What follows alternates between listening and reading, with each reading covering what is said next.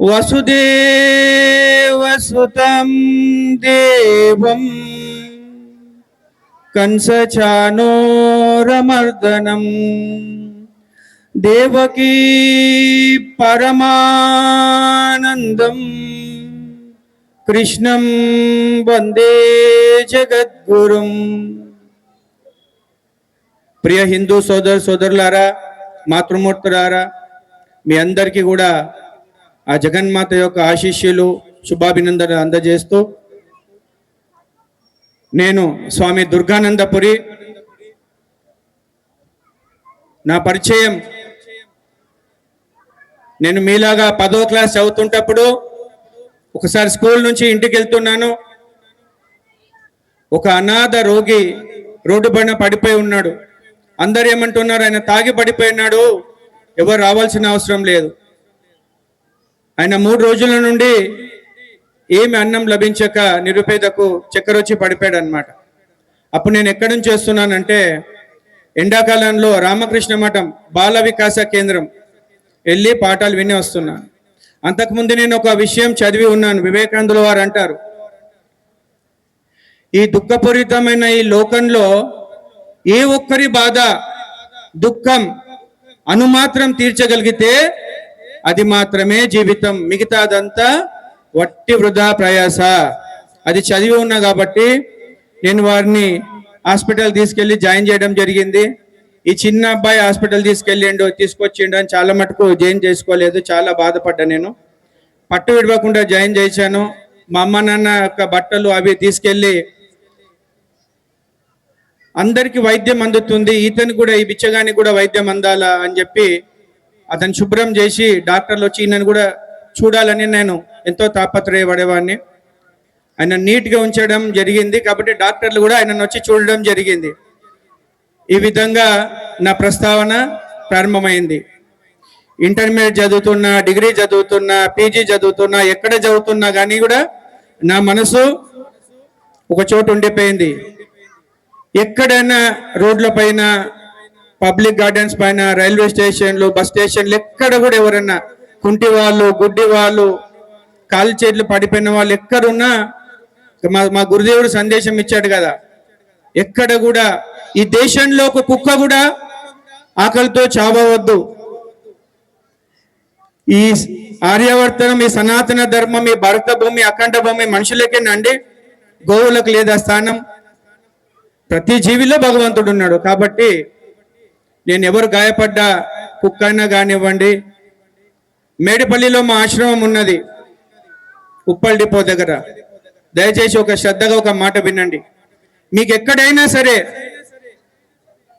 కొడుకులు వదిలేసిన తల్లిదండ్రులు, వికలాంగులు, కుంటివాళ్ళు, గుడ్డివాళ్ళు, జీవితమే భారమై ఎక్కడైనా కనిపిస్తే మా ఆశ్రమంలో జాయిన్ చేయండి.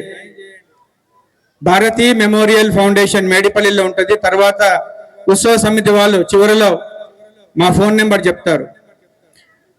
అయితే ఈ సేవ చేస్తున్నప్పుడు, నేను ఉస్మానియా గాంధీ హాస్పిటల్లో చేసేటప్పుడు నన్ను ఒక ప్రశ్న అడిగారు కొంచెమంది, బాబు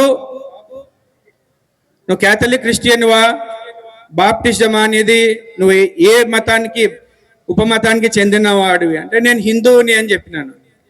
హిందువులే ఎవరు చెయ్యరు కదా, వాళ్ళు భజనలు చేస్తూ ప్రసాదాలు తింటూ రామకృష్ణ అంటారు కదా, సేవ మేమే చేస్తాము. లేదండి, నా సనాతన ధర్మం నాకు చెప్పింది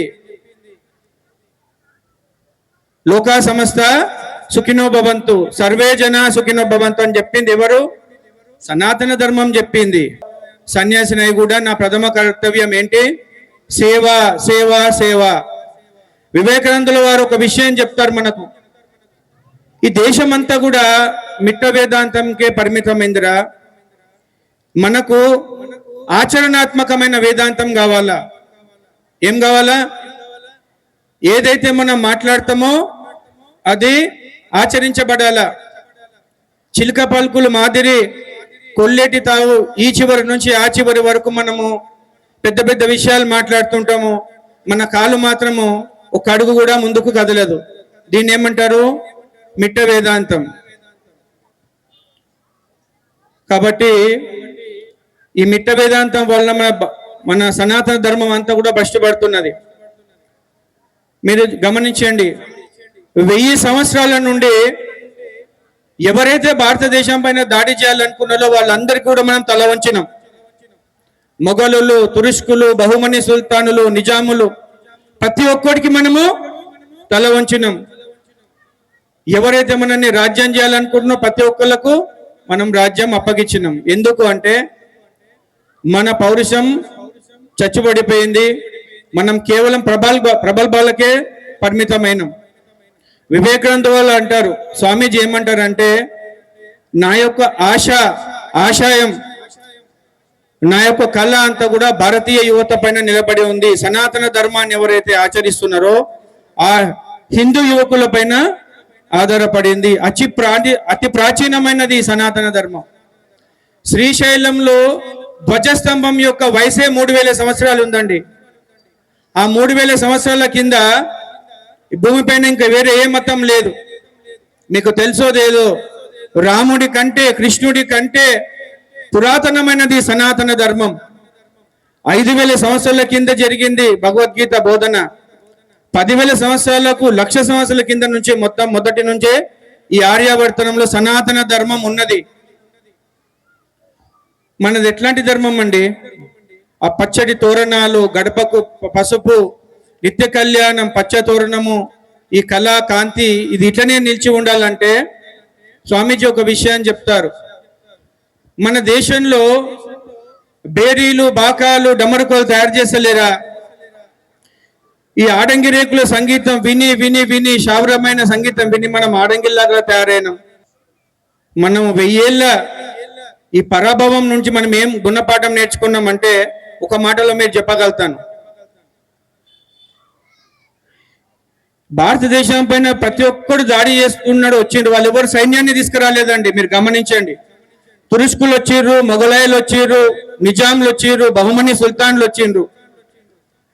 వాళ్ళెవరు కూడా విశాలమైన సైన్యం తీసుకురాలేదు. ఎందుకు అంటే కొద్దిపాటి ధనం గురించి, డబ్బు ప్రలోభాలకు గురై తన సాటి సోదరు యొక్క కుత్తుకలు కోసేవాడు హిందువుల తప్ప ఇంకెవరు దొరకడు. తర్వాత డచ్ వాళ్ళు వచ్చిండ్రు, పోర్చుగీస్ వాళ్ళు వచ్చిండ్రు, ఆంగ్లేయులు వచ్చిండ్రు. ఎక్కడ కూడా వాళ్ళ సైన్యాన్ని తీసుకురాలేదు. హిందువుల భుజాల పైన తుపంగి పెట్టి హిందువులనే కాల్పించిండ్రు. జలియన్ వాలా బాగ్లో హిందువులను ఎవరు కాల్చి చంపారండి? హిందువులే. మీరు ఇప్పుడు రియల్ ఎస్టేట్ వ్యాపారం చేస్తారు, కోట్లాది రూపాయలు సంపాదించుకుంటారు, తల్లిదండ్రులు సంపాదించిన భూమిని తెగ నమ్ముకుంటారు. సాటి హిందువుని మోసం చేసి డబ్బు సంపాదించి ఈ ఫామ్ హౌస్లు, మేడలు, మిద్దలు అన్ని కొడుతున్నారు. ఎన్నడైనా సాటి హిందువుల గురించి మీరు ఆలోచించినరా? ఎక్కడ లేదు. నేను తింటా, నేను పడుకుంటా, నేను సుఖంగా ఉంటా, నా జీవితం మంచిగా ఉండాలా?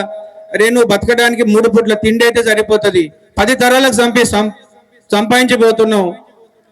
నా కొడుకు ఆస్ట్రేలియాలో ఉంటాడండి, అమెరికాలో ఉంటాడండి, స్విట్జర్లాండ్లో ఉంటాడండి, నువ్వెక్కడ ఉన్నావు అంటే నేను ఓల్డ్ ఏజ్ హోమ్లో ఉన్నా.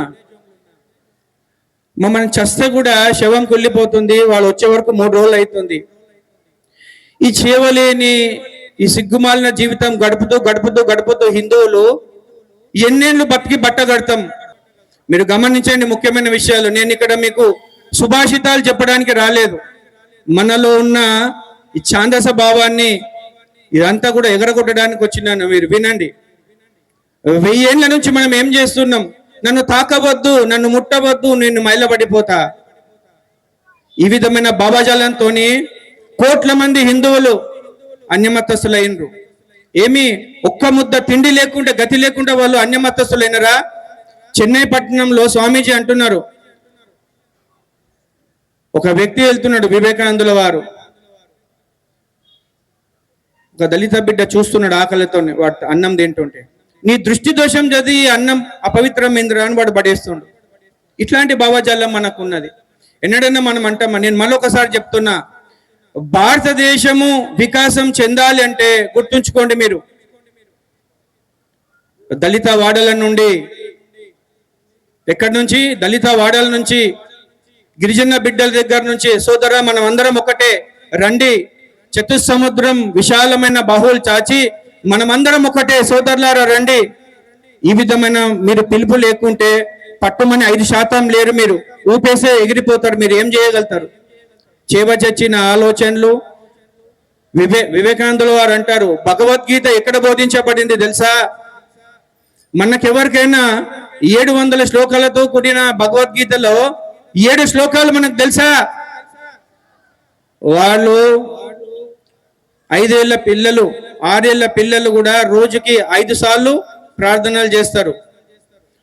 ప్రతి వారం వాళ్ళు 2 కంపెనీలు ఉన్నాయి, 2 విధర్మీలు, 2 ఎదారి మతస్థులు. ఒకడు వారం వారం పుస్తకం పట్టుకొని తెల్ల బట్టలు వేసుకొని తిరుగుతుంటాడు. వారం వారం దళిత వాడలకు వచ్చి, సోదరా రండి, మీ మతస్థులు మిమ్మల్ని దూరం చేసిర్రు, వెళ్ళేసిర్రు, రండి, మన ప్రభు పిలుస్తున్నాడు, రండి అని తీసుకుపోతారు. మనం చీత్కరిస్తున్నాం, వాళ్ళు స్వీకరిస్తున్నారు. తప్పేముంది? శ్రీరామనవమి పల్లకి సేవ తిరుగుతున్నది. స్వామీజీ మా వాడలకు వస్తుందని మేము అన్ని ఏర్పాట్లు చేసుకున్నాము, వస్తామని కూడా చెప్పినారు, కానీ రాలేదు. ఈ విధమైన వాళ్ళ మనసులను గాయపరిచి, ఈ రోజు కూడా ఒక 10th క్లాస్ పిల్లగాడు, వాడు పాస్ అయ్యిండు, కొబ్బరికాయ, ఇదన్నీ నేను ఏదో చెప్తలేను, వాస్తవంగా ఈ రోజు కూడా ఈ దురాచారం జరుగుతుంది. ఎప్పటికైతే ఈ దురాచారాలు రూపుమాపవో, గ్రౌండ్ లెవెల్లా మనకు నిష్కృతి లేదు. నిశ్చయంగా మన తండ్రులు, తాతలు, పూర్వీకులతో ఒక పొరపాటు జరిగింది, అది ఇప్పుడు మనం సరిదిద్దుకోవాలి, దానికి మూల్యం చెల్లించాలా. ఒక్క చేతితో చప్పట్లు కొట్టవండి, 2 చేతితో చప్పట్లు కావాలా, ఉన్న వాస్తవం ఇది. కాబట్టి ఇప్పటికైనా వివేకానందుల వారు అంటున్నారు, నేను చెప్పే ఏ ఒక్క వాక్యం కూడా నేను చెప్తలేను, గుర్తుంచుకోండి. త్రికాలదర్శి అయిన వివేకానందుల వారు భారతదేశమా నా భవిష్యత్ భారతదేశమా అన్న ఆ గ్రంథం కంప్లీట్ వర్క్స్ ఆఫ్ స్వామి వివేకానందల ఆయన సమస్తం చర్చించిండు. మన హిందూ యువత ఎటుపోతున్నది? వాళ్ళ యొక్క స్వప్నం ఏంది తెలుసా? ఇప్పుడు ఏదో ఒక క్లర్క్ పోస్టో, చెప్రాసి పోస్టో, ఏదో ఒక ఆఫీస్ బాయో, కొరియర్ బాయో చేసి ఒక ఆడపిల్ల యొక్క ప్రేమ సంపాదిస్తే, ఆమె యొక్క చూపు వానిపైన పడితే వాని జీవితంకే ధన్యమైంది అనుకుంటాడు. స్వామీజీ ఏం కలలు కన్నాడు చూడండి. విధర్మీలు మొత్తము హిందువుల మేకల మందని చుట్టూరుగా వాళ్ళు చుట్టేసిండ్రు. వాళ్ళు ఏం చేస్తారు? వాళ్ళ ధర్మానికి చిన్న గ్లాని జరిగితే, ఒక చిన్న సమస్య వస్తే, ఒకడు పెయింట్ వేస్తుంటాడు, వాడు అట్లనే వస్తాడు. ఒకడు సున్నం వేస్తాడు, వాడు అట్లనే వస్తాడు. ఒక మెకానిక్ ఉన్నాడు, వాడు అట్లనే వచ్చేస్తాడు. పహలే సబ్సే బడా మేరా ధర్మ మేరే భాయ్ మే ఆ జాऊंगा. నేను ఊరికి పోవాలండి, మా అబ్బాయి ఎగ్జామ్ ఉంది, ఎగ్జామినేషన్ సెంటర్ దగ్గర దింపాలా. ఎక్కడుండండి హిందుత్వం? హిందుత్వం హిందుత్వం అని మనం జబ్బాలు జరుస్తున్నాము.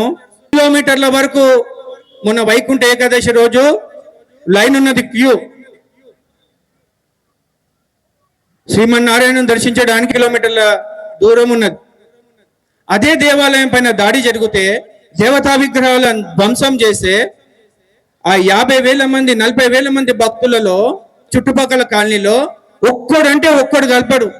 ఇది ఆ హిందుత్వం. అదే పట్టుమని 10 మంది బజరంగ్ దళ్ కార్యకర్తలు, అదే విశ్వ హిందూ పరిషత్ కార్యకర్తలు కావాలా. ఈ విధమైన భావజాలంతోనే మనం ఎన్నేళ్ళు బతికి పట్టగలుగుతాం. స్వామీజీ అంటారు, మన వివేకానందుడు ఏమైతే కలలు కన్నాడో భారతీయ భావోద్యం గురించి, అది వినండి. మొత్తం యువకులు మొత్తం చేయాల్సింది రామాయణము, భారతము, భాగవతాలు, ఇతిహాసాలు, ఈ ప్రవచనాలు వినడం కాదు. మొట్టమొదట మీరు పోయి బస్తీలల్లో వ్యాయామశాలలో చేరండి, భుజబలం సంపాదించండి, కండబలం సంపాదించండి. భగవద్గీత అది బ్యాటిల్ ఫీల్డ్, యుద్ధ రంగంలో ఒక వ్యక్తి తల నరుకుతున్నాడు, ఒక వ్యక్తి చేయి నరుకుతున్నాడు. భయంకరమైన ఆ యుద్ధ భూమిలో ఒక మహావీరుడైన వీరాది వీరుడు ఇంకొక మహావీరుడికి బోధించిన గ్రంథం. అది అర్థం చేసుకోవాలంటే చేవచచ్చిన ఈ పింగాణి మొక్కలు కాదు కావాల్సింది, భుజబలము, ఖండబలం ఉన్న యువకులకే అది సాధ్యం. కాబట్టి వీరభోగ వసుంధర, వీరుడికి మాత్రమే రాజ్య సుఖం లభిస్తుంది. మత కలహాలు అవుతున్నాయి, మనం శీఘ్రంగా ఏ గల్లీ నుంచి పారిపోతే జల్లి పారిపోవచ్చు, ఎట్లా బతికి బట్ట కట్టవచ్చు. ఈ విధమైన భావజాలం కాదు మనకు. అభిమన్యుడు మనకు ఆదర్శం. కౌరవులు అష్టశస్త్రాలు అన్ని కూడా ఛేదించేస్తే చిట్ట చివరికైనా రథం యొక్క చక్రం తీసుకుని గిరగిర తెప్పింది తప్ప పారిపోలేదు. పలాయనవాదులు పారిపోయే వాళ్ళతోని భారతదేశము మనకు లభించదండి. నేను నిశ్చయంగా చెప్తున్నా, ఇది నిజం, పరమ సత్యం చెప్తున్నా. ఒక సన్యాసి అబద్ధం చెప్పడు. మన దేశంలో ఉన్న హిందూ మతస్థుల చేవగాని చచ్చిన వాళ్ళు మన భార్య పైన చెయ్యేసిన, బిడ్డ పైన చెయ్యేసిన, మనం తన్నిన వాడు చాలా మెల్లగా తన్నిండండి, గట్టిగా దంటే నేను ఊకుంటున్నా. ఈ విధమైన భావజాలంతో మనం బతుకుతున్నాము. మనకు కావాల్సింది పౌరుషం, క్షాత్ర వీర్యం, బ్రహ్మ తేజస్సు మనకు కావాలా. చేవజచ్చిన ఆ భుజాలలో ఒక సింహ సాదృశ్యం కావాలా అని అంటాడు. ఒక చిన్న గేయ రూపంలో మీకు ఒకటే లైన్ మీకు వినిపిస్తా, స్వామీజీ యొక్క ఆలోచన సరళి. దీప్త నయనారవిందం శ్రీ స్వామి వివేకానందం భారత వీర నరేంద్రం త్వం వందే సింహనినాదం, త్వం వందే సింహనినాదం. నేను సింహాన్ని గురించి ఆలోచిస్తా, సింహం గురించి ధ్యానిస్తా, నరసింహస్వామిని ఆరాధిస్తా. ఈ విధమైన భావజాలం. కేసరీలు కావాలా, సింహాలు కావాలా, భుజబలం సంపన్నులు కావాలా. ఒక హిందువుకు ఆపదొస్తే 100 మంది ఇక్కడ రావాలా. అది హిందుత్వం. నువ్వు వెళ్ళి భజనలు చేయడం కాదు హిందుత్వం, ప్రసాదాలు తినడం కాదు హిందుత్వం. దేవాలయాలు పోయి ఏదైతే వైకుంఠ ఏకాదశి ఉందో, గణపతి అదే రోజు 1,00,000 మంది పోవడం కాదు. ఏ రోజు మీరు 1,00,000 మంది రావాలా? శివరాత్రి రోజు 20,000 మంది, 30,000 మంది రావడం కాదు. హిందూ కుటుంబం పైన దాడి జరిగింది, దేవాలయం పైన దాడి జరిగింది, అప్పుడు మీ ప్రతాపం చెప్పండి. 1000 మంది వస్తారా, 1,00,000 మంది వస్తారా? అది పురుషోచిత కార్యక్రమం. బోడుపల్ల ఏం జరిగిందంటే 350 ఎకరాలు తాతల తండ్రుల నుంచి జమ చేస్తున్న ఆ భూమి పైన మా ప్రాంతంలో ఒకడు వచ్చి పచ్చ జెండా బాతిండు. ఇది వక్ఫ్ ఆస్తి, మీరు అందరు వెళ్ళిపోవాలంటే వాడు ఇప్పుడు అమ్మలేడు, కొనలేడు. మనం సంపాదిస్తున్నాం కదా, సాటి హిందూని మోసం చేసి ఇల్లులు కడుతున్నాం, ఫామ్ హౌస్లు కడుతున్నాం, మంచిగా 10 కోట్లు పెట్టి 5 కోట్లు పెట్టి బిడ్డల పెళ్లిళ్ళు చేస్తున్నాము. సాటి హిందూ స్త్రీలకు, సాటి హిందూ కుటుంబాలకు ఏం మనం సాయం చేయలేం. ఎన్నడని చేసినామా? ఈ చేతుల నుంచి నైనా ఇగో స్వామీజీ అంటాడు, రే మాతృదేవో భవ, పితృదేవో భవ, ఆచార్య దేవోభవ కాదు. ఈ 21వ శతాబ్దానికి నేను కొత్త సందేశాన్ని ఇస్తున్నా. కన్యాకుమారిలో 3 రోజులు తపస్సు చేసి వివేకానందుడు పరమ సత్యాన్ని భారతీయులకు బోధించాడు. మూర్ఖ దేవో భవ, రోగి దేవో భవ, దరిద్ర దేవో భవ. సాటి మనిషి సావు బతుకులు ఉంటే మనం పట్టించుకోము. ఇది మత ధర్మం. ఏమి మనము మన బిడ్డలకు సందేశం ఇస్తున్నాం? మన బిడ్డలు ఎవరైనా నుదుటన బొట్టు పెట్టుకుంటారా? నాయన మీరు గమనించిర్రా? ఏ ఒక్క స్త్రీ ఏ ఒక్క కాలేజ్ పిల్ల నొసట బొట్టు లేదు.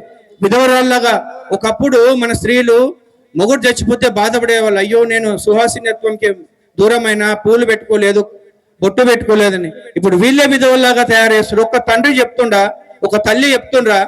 లేదు. మనమే బానిసత్వంకి బానిసమైన ఇక వాళ్ళకి ఏం చెప్తాం? కాబట్టి ఈ చిలుక పలుకుల యొక్క ఈ మిట్ట వేదాంతాన్ని బంద్ చేసి మనము వీరులను ఆరాధిద్దాం. కొన్ని రోజులు బాకాలు బేరీలు భోగించాలా, నరసింహస్వామి ఆరాధించాలా, వైరాగ్యమూర్తి అయిన శివుణ్ణి ఆరాధించాలా. ఈ విధమైన భావజాలంతో మీరు గమనించండి. భగవంతుని మనం కొన్ని రోజులు విగ్రహ రూపంలో ఆపి నరరూప నారాయణ సేవ చేద్దాం. నరరూప నారాయణ సేవ. జై గోమాత, జై గోమాత అంటాం. ఎన్నడన్నా గోవులను పడతారు మన గోరక్షకులు.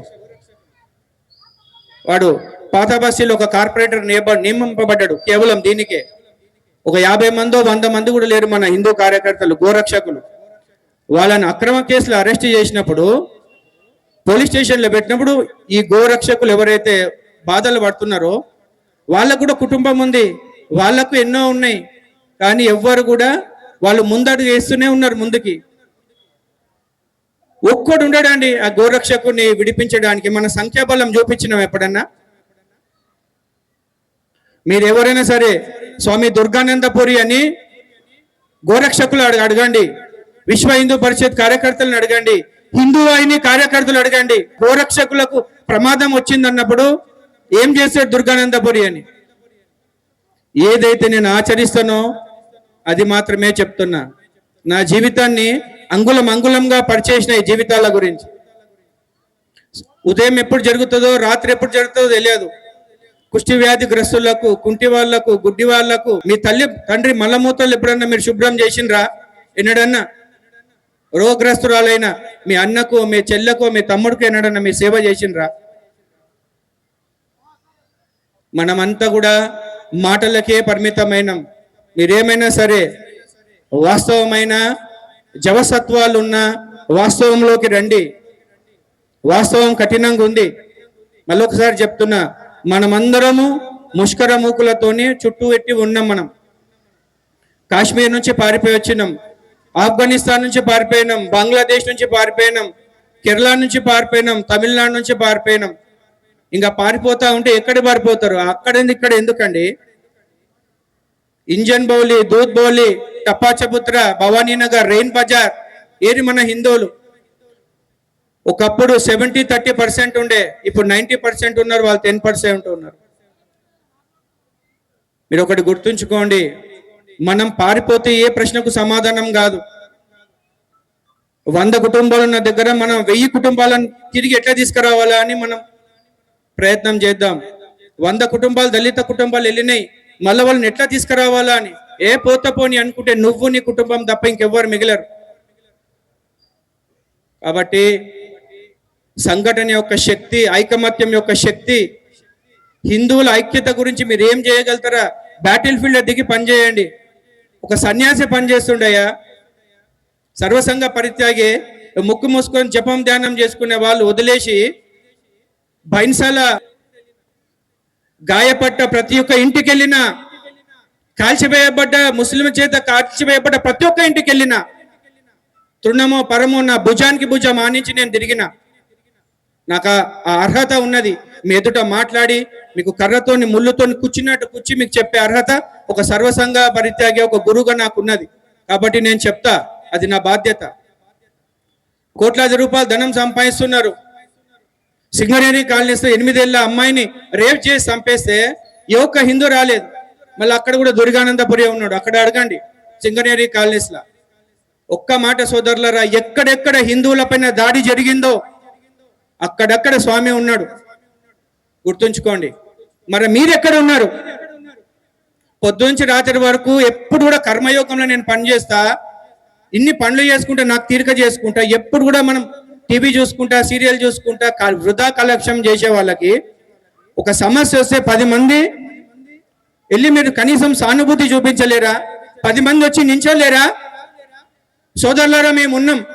మరొకసారి మీరు గుర్తు చేస్తూ, మనం ఒక 1000 మంది ఒక జమ అవుతున్నాం. మళ్ళీ వింటున్నాము, ఎవరింటికి పోయి వాళ్ళ యద్భావం తద్భవతి అన్నట్టు మనం అట్లనే తయారవుతున్నాం. ఈరోజు ఒక సంకల్పం మీకు చెప్పిస్తా, మీరు వినండి. అది నేను ఒకసారి చెప్తా, మీరు కూడా చెప్పండి. నా దేశం ముందు, నా ధర్మం ముందు, మిగతావన్నీ తర్వాతే. మీరెప్పుడు కూడా ఈరోజు సంకల్పం తీసుకోండి. ఒక హిందువుకు బాధ వచ్చింది, ఒక హిందువుకి కష్టం వచ్చింది, ఒక హిందూ ఇంటి పైన దాడి జరిగింది, మీరు ఏం చేయకుండా వెళ్ళండి రా బాబు. ఒక 200 మంది పోయి అక్కడ నించోండి. సోదరా, నేను ఉన్నా, కష్ట సుఖాలలో, బాధలలో, వేదనలలో నేను ఎంబడి ఉన్నాను. ఆ భరోసా వాళ్ళకు చనిపోవాలన్న వాళ్ళు కూడా ఇంతమంది నా ఎంబడి ఉన్నారని ఒక స్థైర్యం, ఒక ధైర్యం, ఒక విశ్వాసం, ఇది కూడా ఇవ్వలేరా మీరు హిందువులుగా? చెప్పండి, ఇస్తా అని. ఇలా పెట్టండి. ఇలా హిందువుకి ఏ కష్టం వచ్చినా, హిందువుకి ఏ బాధ వచ్చినా మేము 100 మంది 1000 మంది కదులుతాం. చివరిగా వివేకానందుని యొక్క మీరందరూ ఆశ్వాసన ఇచ్చారు, నాకు సంతోషమైంది. వివేకానందులు అంటారు, దీర్ఘ నిద్ర నుంచి మనం మేల్కొల్పాలా, మన భారతీయులు మేల్కొల్పాలా. ఇప్పుడు పడుకోడానికి సమయం కాదు. శత్రువులు నక్కల్లాగా మొత్తం పొంచి ఉన్నారు. మనం ఇప్పుడు చైతన్యవంతులం కావాలా. ఒక గేయ రూపంలో, చిన్న ఒక గేయ రూపంలో చెప్తా. जागो मेरे भारतवासी, समय नहीं ये सोने का. जागो मेरे भारतवासी, समय नहीं ये सोने का. देश के कोने कोने में चेतना वर्ष मनाने का. जागो भारत, यह नारा है आज का. जागो मेरे भारतवासी, समय नहीं ये सोने का. मत बोलो तुम भारतवासी, संदेश सनातन धर्म का. मत बोलो तुम भारतवासी, संदेश सनातन धर्म का, ऊंच नीच और अमीर गरीब का भेदा भेद मिटाने का। जागो भारत यह नारा है आज का। जागो भारत यह नारा है आज का। ఏమంటుంది స్వామీజీ, మనము లేవాలా, దీర్ఘ నిద్రకి ఇది సమయం కాదు. స్వామీజీ మేము చేయగలుగుతామా, మాకు ఆ శక్తి ఉందా అంటే ఒక మాటలో చెప్తా, మీలో శక్తి ఉంది. నిద్రపోయడు నీ ఆత్మ లేచినంతనే ఎంచక్క, నిద్రపోయడు నీ ఆత్మ లేచినంతనే ఎంచక్క. ప్రకాశించును చూడండి, పరవశించును చూడండి. బాలకులారా బాలికలారా, బాల బాలిక ప్రౌఢల్లారా, ఆత్మే మీరని తెలియండి. ఎప్పటి వరకైతే మనము ఈ జడమైన శరీరము, ఈ కాళ్ళు, ఈ చేతులు, ఈ శరీరం అనుకుంటామో మనము ఆత్మస్థితికి వెళ్ళాలా. మనలో ఆత్మారాముడు ఉన్నాడు. ఎవరున్నాడు? ఒక లీడర్ వస్తే ఎన్నో బ్లీచింగ్ పౌడర్ చదివి నీట్ చేస్తారు. ఆ భగవంతుని మనలో కొలువు చేయాలా. ఏం చేయాలా? భగవంతుని మనలో ఆహ్వానం చేయాలంటే మనం పరిశుద్ధులమై ఉండాలి. కాబట్టి ఆ విధమైన ఆత్మభావనతోని వీరరసాన్ని గుర్తుంచుకోండి. మన ధర్మసూత్రాలు ఒకటే చెప్తున్నాయి, వీరభోగ వసుంధర, స్వేచ్ఛ వాయువులు పీల్చేవాడు వీరుడే. చచ్చినా సరే మన స్వధరంలో చేద్దాము, వీరునిగానే చేద్దాం. సియావర రామచంద్రకే, పవన సుత హనుమాన్కే, జై గోమాత. జై గోమాత అన్నప్పుడల్లా మీరు గోవు రక్షణ గుర్తు రావాలా. మన ముంగట ఆవు పోతుంటే నిరాధారం కొంచెం గ్రాసం పెట్టాలి, ఒక అట్టిపండు పెట్టాలా, నీళ్లు పెట్టాలా. జై గోమాత, జై తులసి మాత, సనాతన ధర్మకే.